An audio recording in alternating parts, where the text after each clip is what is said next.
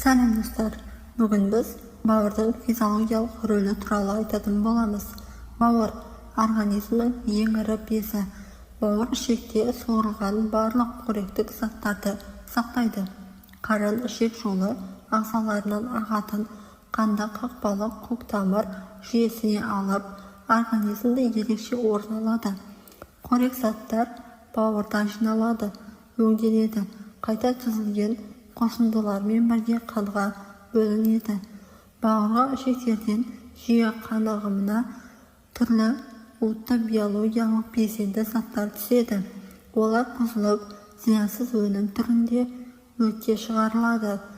Өтте басқа құрам бөліктермен бірге өт қышқылдары да сақталады. Ол ішекте майды ыдыратуға, көбіктендіруге, сіңірілуге қажет.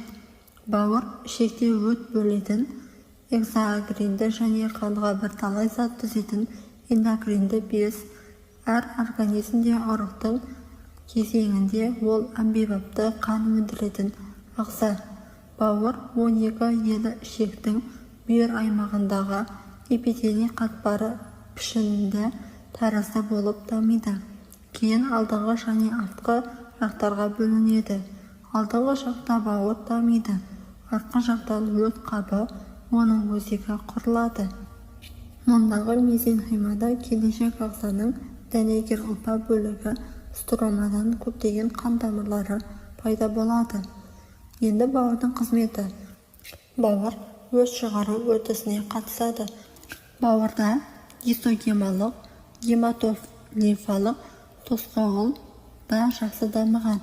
Осыдан бауыр лимфа түзілуіне қатысады. Бауыр зат алмасу процесіне қатысады. Бауыр белок алмасуына қатысады. Бауыр қан ұюына қатысатын белоктар мен олардың компоненттерін түзеді. Бауыр май алмасуына, холестерин түзуге, тұз, су алмасуына қатысады. Ол витаминдер түзуге және қан жүйесінің организмге қалыптастыруына қан қоймасы болып табылады. Қорғаныштық қызметін атқарады. Бауыр экскрециялық ағза. Ол зарарсыздандырғыш ағза болып табылады. Бауыр жылу реттеу үдерісіне де қатысады.